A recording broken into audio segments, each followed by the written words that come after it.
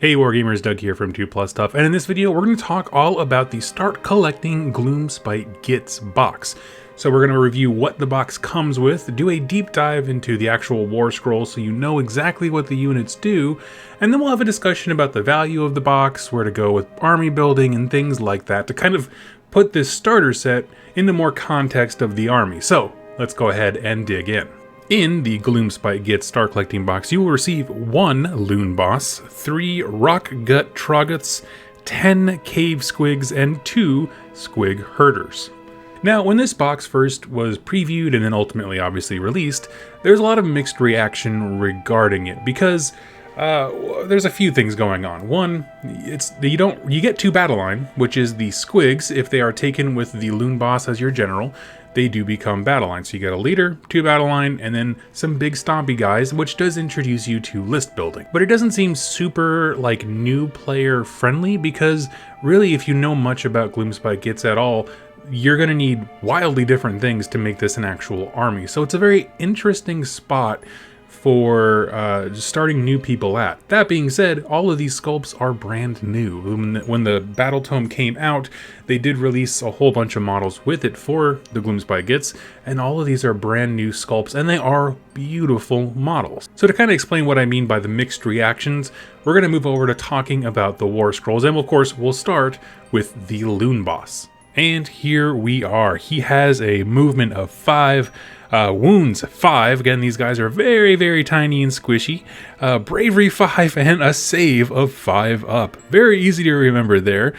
His weapon is the Moon Slicer. Got 1 inch range, 3 attacks, 3s to hit, 3s to wound, -1 rend, and D3 damage. Now that's actually not a terribly bad weapon. He does not want to be in combat though. I cannot stress that enough. Now, he has a few abilities here that are really interesting. So, Dead Trixie, subtract 1 from hit rolls for attacks that target this model. And that goes a long way to making sure that he can stay alive. That is pretty much his condition of being alive. Now, what's cool is that does stack with Lookout Sir. And if you're familiar with that rule, basically if you have a hero who's kind of hiding next to a big old unit, they give him -1 to be hit. The idea being that they're kind of jumping in the way and kind of making the shot really, really difficult. And his command ability, I'm da boss, now stab 'em good, which is a fantastic way to word this.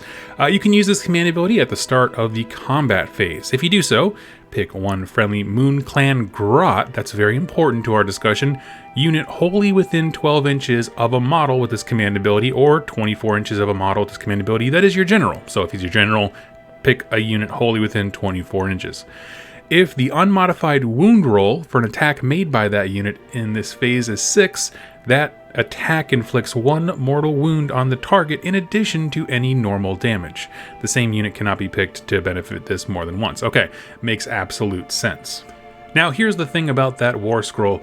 It does absolutely nothing for this set, and that's kind of why he was a very confusing choice for a leader in a Start Collecting box, because as we're going to see when we talk about the other units, none of them have Moon Clan and Grot as their keywords. Like, that's a specific unit. It's specifically the little spear guys, or the ones with tiny swords, stuff like that, not the squigs. And so that's a very interesting thing. Now, it is the beginning of the combat phase, so it only affects like melee units, like your shooters with the guy with the little bows. They're not going to be affected. And so it's a very interesting choice because it's a very like niche thing. Like, you have to have, for his command ability to get the most value, maybe like big blocks of guys who have lots of attacks, Moon Clan Grots, just throwing them out there, and none of that comes in the box. Like I said, the only thing that he does for you in the context of this Start Collecting box is that if he's your general, he is a, what is he, a Loonboss or something like that? Like, he can make your Squig Herds battle line by being your general, and that's all he does for them, which is big. I mean, that's huge. I pick generals just to unlock battle line options all the time, but in terms of like teaching new people synergies and things like that, as far as like command abilities, you're not going to use really hardly anything on this War Scroll. That being said, if you are looking to jump into Moonclan Grots, or I'm sorry, Gloomspite Gitz as a whole faction, you are going to end up with big blocks of Moonclan Grots because they're kind of your best infantry option in terms of, horde infantry. And so when you get to that point, his abilities and that kind of stuff make a lot more sense. And now we're going to move into the next war scroll here, which is the Rockgut Troggoths. These are the 3 big guys you get in the set, and they have a movement of 6. That's actually pretty darn good. 4 wounds each, so this is the tanky arm of the Gloomspite Gitz, is all the Troggoth stuff. Bravery 5 still, and a 5-up save. Now, they come at you with a massive stone maul. It's 2-inch range, 2 attacks, 3s to hit, 3s to wound, -2 rend, which is phenomenal, and 3 damage. But where they get really cool is some of their abilities. So, regeneration. In your hero phase, you can roll a dice for this unit. If you do so on a 4-up, heal up to D3 wounds allocated. So they're constantly healing. And so, because it's D3, right? Let's say they get left on 1 wound. You have a very reasonable chance of just topping back off. So what I'm saying is the enemy is really incentivized to try and kill these guys outright. Now, of course, with a 5-up save, that's not terribly difficult, but I have noticed that folks will either overcommit or undercommit, and so depending on what they do, their focus firing on these guys means that your other Squig units, your other Gloomspite units, can survive. Now, they also have stony skin, which goes a long way to protecting them. So you roll a die each time you allocate a wound or a mortal wound to this unit. On a 5-up, it's negated, and so you get your normal 5-up save, and then if you fail, then for every wound that is going to be inflicted, you roll a 5-up. Again, with a 4-wound model, that's pretty great. Remember, that's 4 wounds per model in a 3-model unit, so you get 12 wounds total that are all these beefy dudes just trying to absorb fire. And the last ability in your shooting phase, pick 1 enemy unit within 12 inches of this unit, invisible to it, and roll a dice. If the roll is equal to or less than the number of models in this unit, that enemy unit suffers D3 mortal wounds. So that's kind of an interesting attack profile. Again, it's not a ranged weapon, and so minuses to hit and that kind of thing will not affect them, which is fantastic. I mean, it truly is. If the roll is equal to or less than the number of models in this unit, so you're looking for a 3, 2, or 1 to do D3 mortal wounds. So that's kind of odd wording. However, remember, if you do take these guys in a unit of 6, you will instantly get it, assuming you have all the dudes in your unit. So that's kind of an interesting thing of just the idea being that they are all hucking boulders at their enemies. Now, I'm not going to lie to you, I don't know much about the competitive nature of the Troggoths. I know that I love the models. They're absolutely stunning. And when I look at this, what I see in Gloomspite Gitz, I think they are going for having the horde masses who are tiny little guys running around your feet, stabbing you, and then a few heavy hitters to come in and bring the final death blow to an army. And in that regard, the Rockgut Troggoths are actually pretty interesting, right? The idea of having -2 rend 3 damage is super tasty on 3 dudes because it's a sum total of 6 attacks. So that's really cool. As far as, how I would use them, I don't know. I really do like there's like a Bile Troggoth or Swamp One version. I like that one a little bit more, but they're incredible models, brand new sculpts, and they do something that other things in the army can't, right? And I think that's kind of what I like to see in these starter boxes is you're giving players opportunities to explore different things. So if you're playing these guys, you're like, okay, so I want to do Gloomspite Gitz, but none of my basic grot guys have rend or multi-damage or that kind of stuff. All of a sudden, you have this one, arm of your army, so the Troggoth stuff, that can deliver those heavy hits. And if that's how you like to play, kind of a mixed arms thing, if you were to imagine all the grots as infantry and the Troggoths as tanks, so you have like a mixed arms kind of thing, like in military warfare, that's exactly the kind of road that this army leads you down. And lastly, we have the War Scroll that requires a little bit of explanation. So this is the Squig Herd, okay? Now, essentially, you get 2 boxes of these guys in here, or I should say 2 units of them. You see, a Squig Herd is 5 squigs and 1 herder. The herder is actually part of that unit. I know they listed them separately when on the actual like page, like the buy now page on Games Workshop, but they are one unit. And I do believe you buy them in a box of 10, so it's not like they split anything up, but it's just a very odd unit. So 1 in every 6 models can be a Squig Herder, and that's how we end up with the 2 herders and 5 squigs beneath each of them. A Squig Herder is armed with a Squig Prodder instead of a fang-filled gob. However, they still have the same unit profile, so they all move 5 inches, they all have 2 wounds, they all have a 6-up save, 3 bravery, all that. Which is fine, I mean, because that means he's functionally a 2-wound weapon attachment hero type thing. And so the squigs are going to be attacking again with the fang-filled gob, and that is 1 inch range, 2 attacks, 4s to hit, 3s to wound, -1 rend, and 1 damage. Now I can tell you as someone who uses plague bearers a lot, the 4 to hit and 3 to wound profile is not stunning. However, they get more attacks and they do have rend, so squigs are awesome, and they certainly can be very fast. This variant's not terribly fast, however, we'll talk about that in a second. Now the Squig Prodder, which is kind of a catch-all term for anything that you equip the herders with, they have 2 attacks, 5s to hit, 5s to wound, no rend, so they almost have no attack. Let's just be honest there. But things get way more interesting with this unit when you get into their abilities. And actually they have one of my favorite abilities in the game. So, go dat way. You can reroll run and charge rolls for this unit while it includes any Squig Herders. Now, remember in Age of Sigmar, you get to choose how damage is allocated. So you could, if you didn't need, like say you're already close to combat or something like that, you don't need the run and charge rolls, you can begin allocating wounds to the herder. So, because who cares? At that point, once you're in combat, these guys, they're going to turn into paper and just blow away. Ditch the herder. That's an extra 2 wounds that the unit has. However, when you're moving towards the enemy in combat and you want the reroll run and charge rolls, you're going to want to take out a squig first. And so what's nice is that you have those options, so don't feel like you have to do one or the other. If the unit is, you know, in a very, we'll say, almost guaranteed charge range, just get rid of the herder, right? Just put the wounds on him and delete them. But my favorite rule here is squigs go wild, okay? And so roll a dice each time a cave squig from this unit flees. Remember, bravery 3. It's gonna happen. Before the model is removed from play. On a 4-up, the nearest other unit within 6 inches of the fleeing model suffers 1 mortal wound.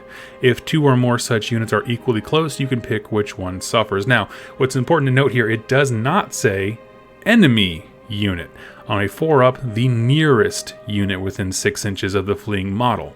So that's a very interesting thing because, of course, if you run them headlong into the enemy, the nearest unit is probably going to be an enemy model. However, if, say, these guys were on your deployment line and your opponent uses some very long-range weapons or, you know, deep strikes in and then can shoot basically, all of a sudden, they can take a bravery test, fail, and the enemy is not the closest model. So keep that in mind. But I do like the idea of incentivizing battle shock failures. That there's so many things in this army that can, like, you know, ignore battle shock in terms of, like, you can spend command points to ignore battle shock tests or auto pass them is really what it is.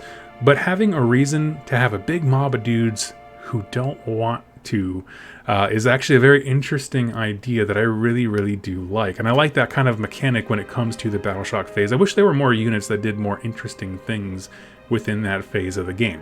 And so now that we've talked about the 3 different kinds of units, even though there's really 4 in the box, your Loonboss, the Troggoths, and 2 sets of the Squig Herd, which of course you can combine into one bigger unit if you want to.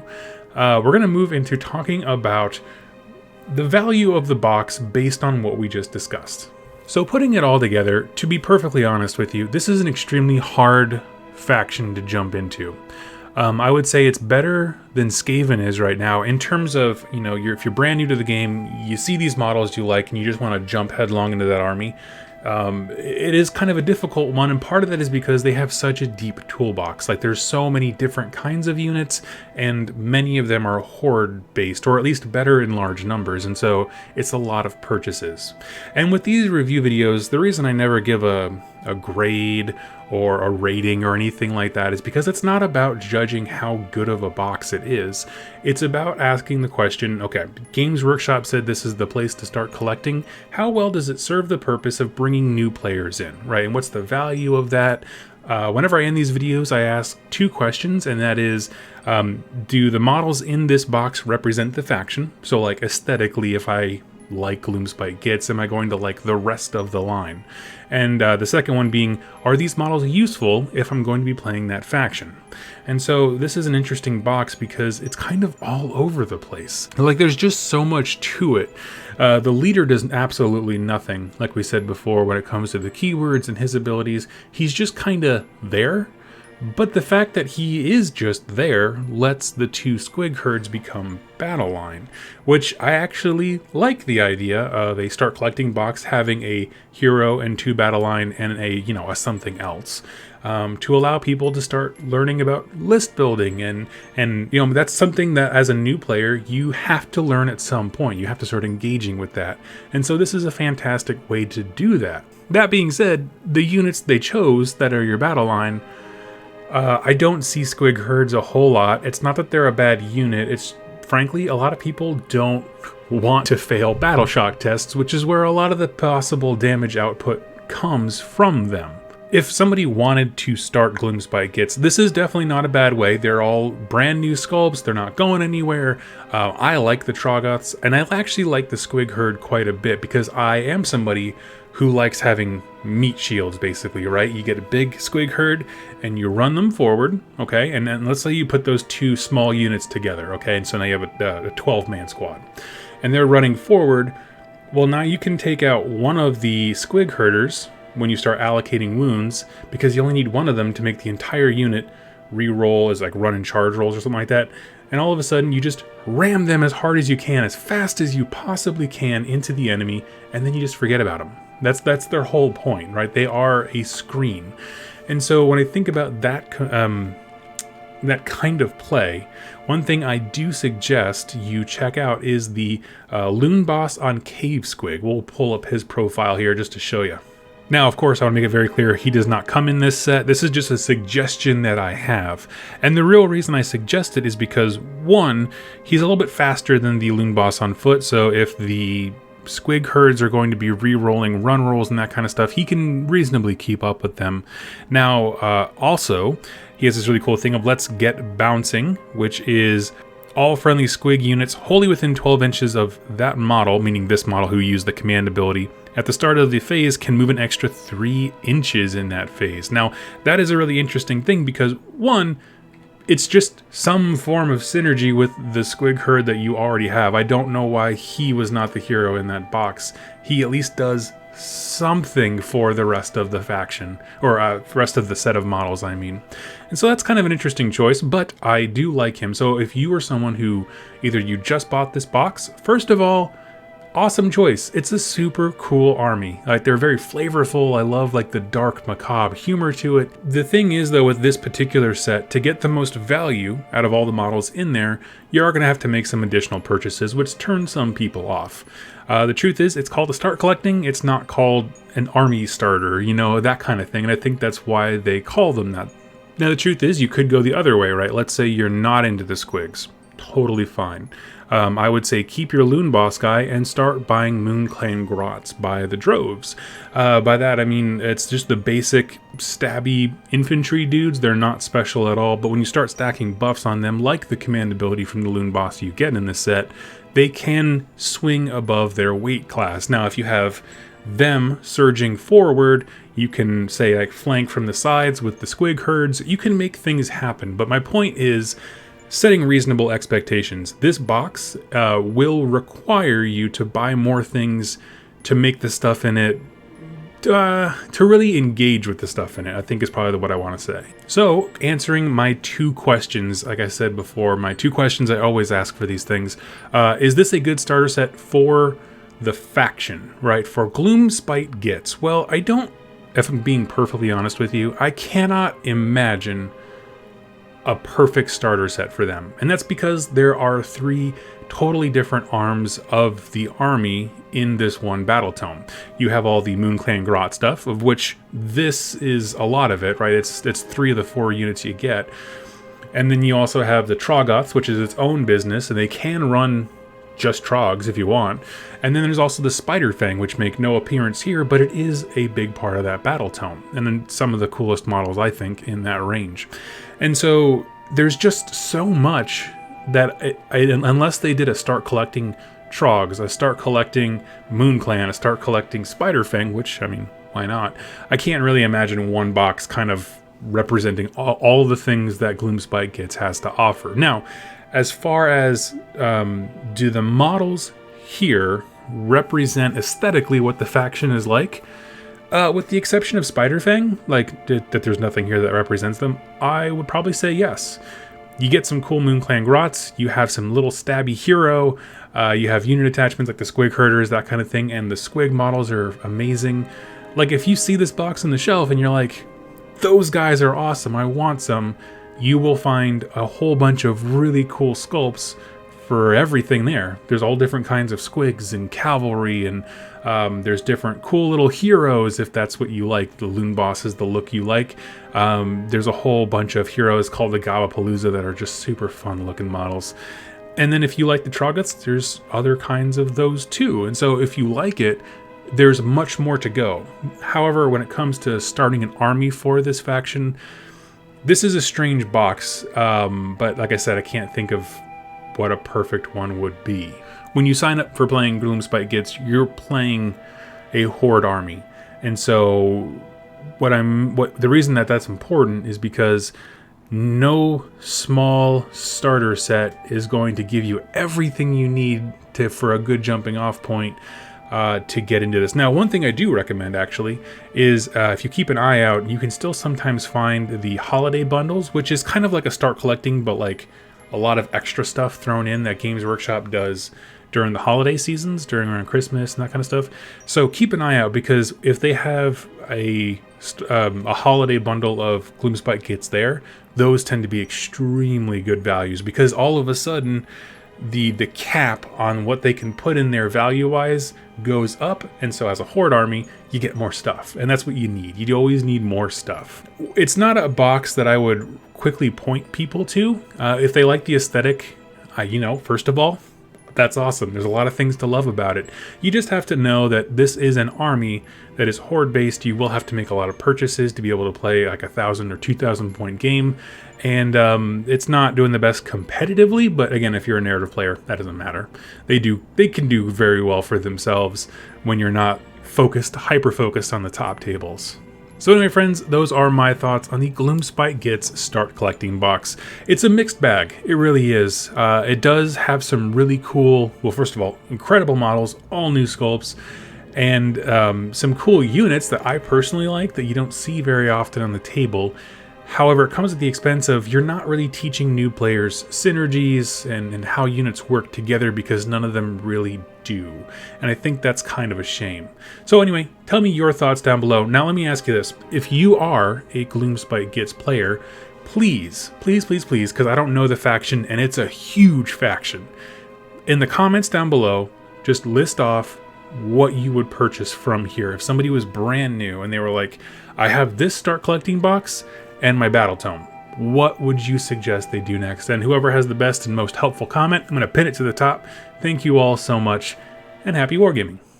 Hey everybody, I hope you enjoyed that video. It was made possible by the folks over here to the left. These are my top supporters over here on YouTube and on Patreon that keep this channel going. If you'd like to learn more about how to become a supporter and get some cool things in the process, like exclusive pictures and interactions with me, and get your questions answered here on the channel, go ahead and click any of the links down below or the join button on the community page over on YouTube.